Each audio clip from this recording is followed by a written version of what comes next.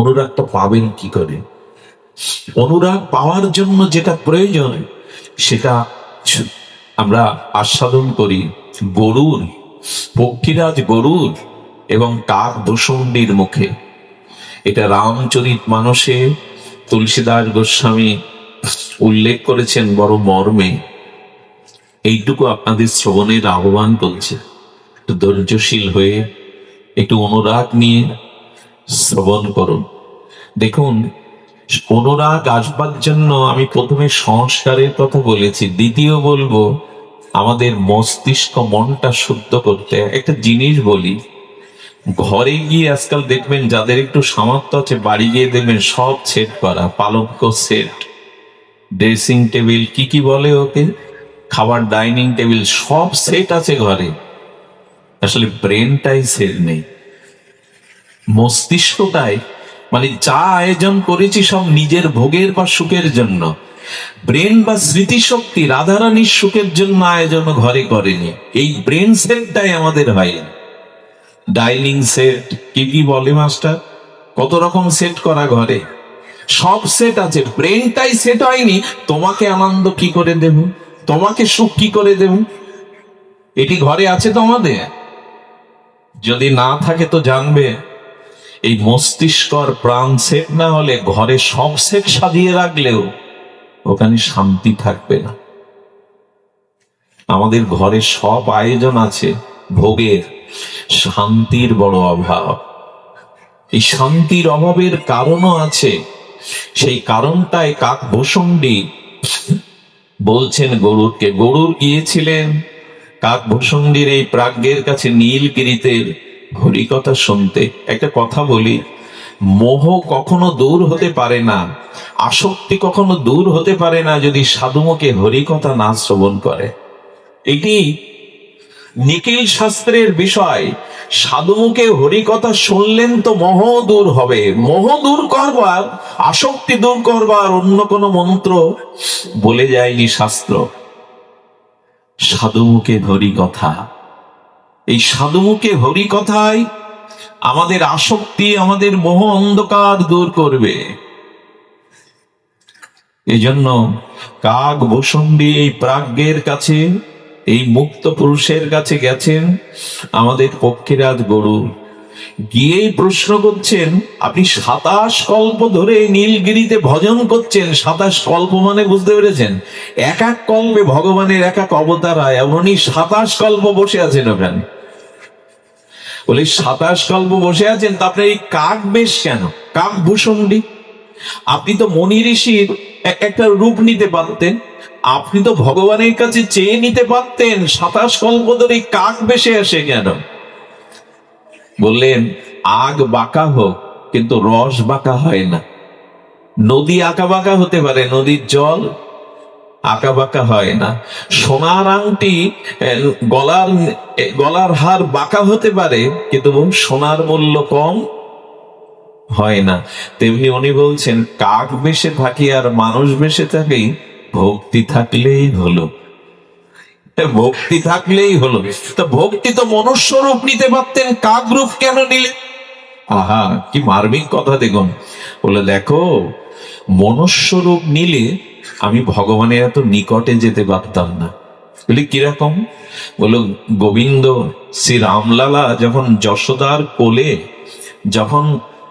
যখন কৌশল্যামার কোলে, তখন তোর ভেতরে সবার যাওয়ার অধিকার নেই। কোনো মানুষ যেতে পারবে? কৌশল্যা দুধ পান করছে রামকে, অন্দরমহলে যেতে পারবে? কিন্তু জানো, পাখি রূপ নিয়েছি কেন জানো? ভগবান যখন শিশু রূপ ধরে লীলা করে, ওটা দেখতে বড় আনন্দ লাগে। আমি কাক রূপে আছি এই জন্য উড়ে গিয়ে দেখতে পাবো বলে, মানুষ হলে ওখানে যেতে পারবো না। যাতে গোবিন্দকে আস্বাদন করতে পারি এমন একটা রূপ নিয়েছি।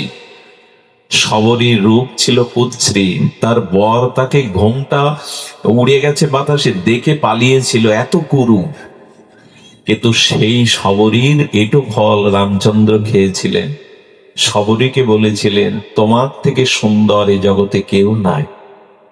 ভগবান তো দেখে হৃদয়ের ভক্তিকে, অনুরাগকে, অনুরাগটাই সুন্দর। সব আছে, অনুরাগ নেই তো হবে না। কাক ভূষণ্ডী বললেন, আচ্ছা আমি যখন প্রভুর সামনে যাই, প্রভু যা প্রসাদ পাই ছুঁড়ে ছুঁড়ে, ওই অধরামৃত আমি কাক রূপে যাই, আমাকে ছুঁড়ে ছুঁড়ে দেয়, মানুষ হলে দিত, যাতে আমার ভক্তি হয়। এই জন্য আমরা রূপ পাইনি বলে যেন দুঃখ না করি, অনেক গুণ পাইনি বলে যেন দুঃখ না করি, অনেক বিদ্যা পাইনি বলে যেন দুঃখ না করি, আমরা ভক্তি বা অনুরাগ হয়নি বলেই যেন দুঃখ করি। ভগবান রূপ বা বাহ্যিক কিছু দেখেন না, অনুরাগ দেখেন, হৃদয়ে কাক কত অনুরাগ। এটাই ধরেন কাক ভূষণ্ডী যখন বলে চলেছেন এক মার্মিক কথা। কাক ভূষণ্ডীকে গরুকে বলছেন, আচ্ছা, গরুকে বলছেন, শোনো, যে আশায় বসে আছি, কতদিন বসে আছি জানো? আপনারাও ধ্যান দিন, এক কল্প, এক কল্প মানে এক এক কল্পে 4000 যুগ হয়।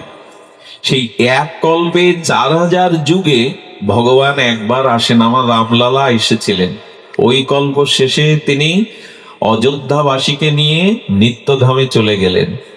আমি চেয়ে রইলাম রঘুপতি রামচন্দ্রের দিকে। দ্বিতীয় কল্প এলো। দেখুন, কল্প মানে কিন্তু 1-2 মিনিট, সেকেন্ড, বছর না, যুগ না, 4000 যুগ।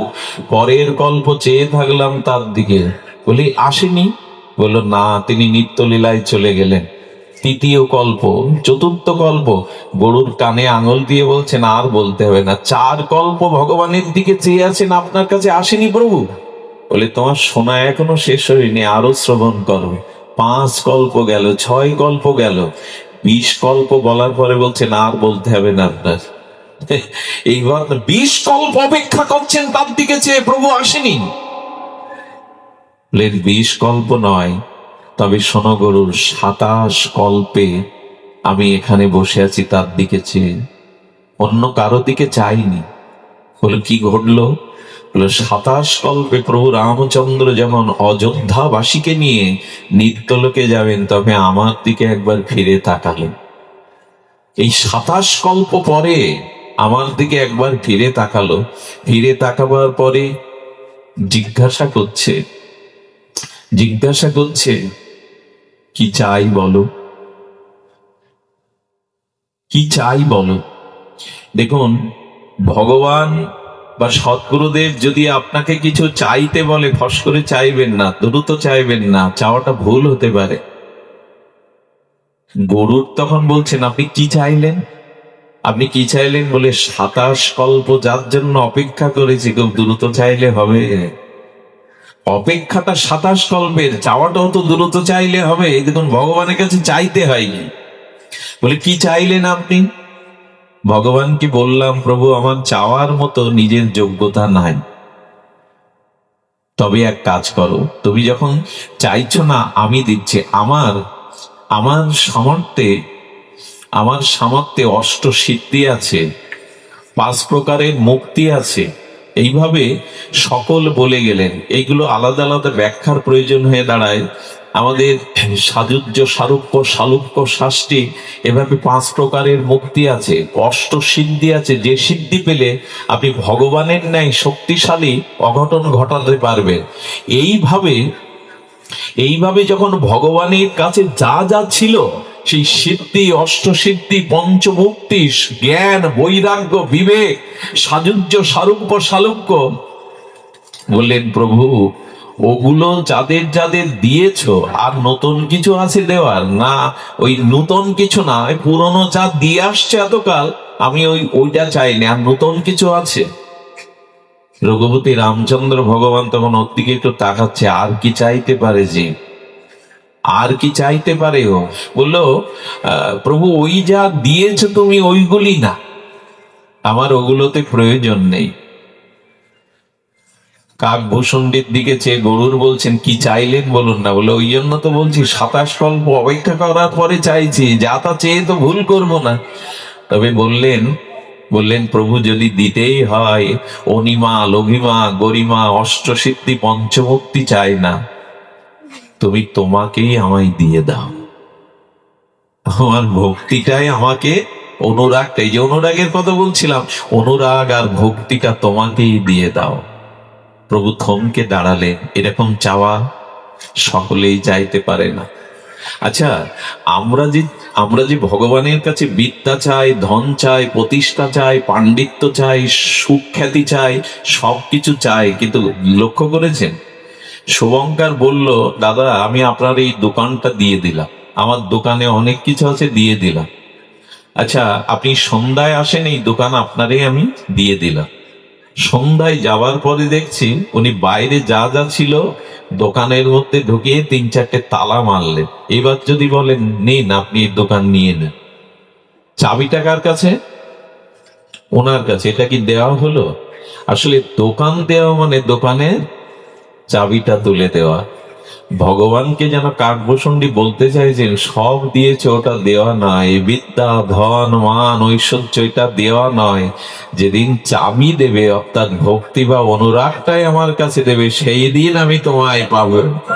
আমি ঐশ্বর্য অনিমা লঘিমা পেয়ে কি করবো? চাবিটা দেওয়াই মানে সব দেওয়া। ওইটা তো দাওনি, তোমাকেই দিয়ে দাও।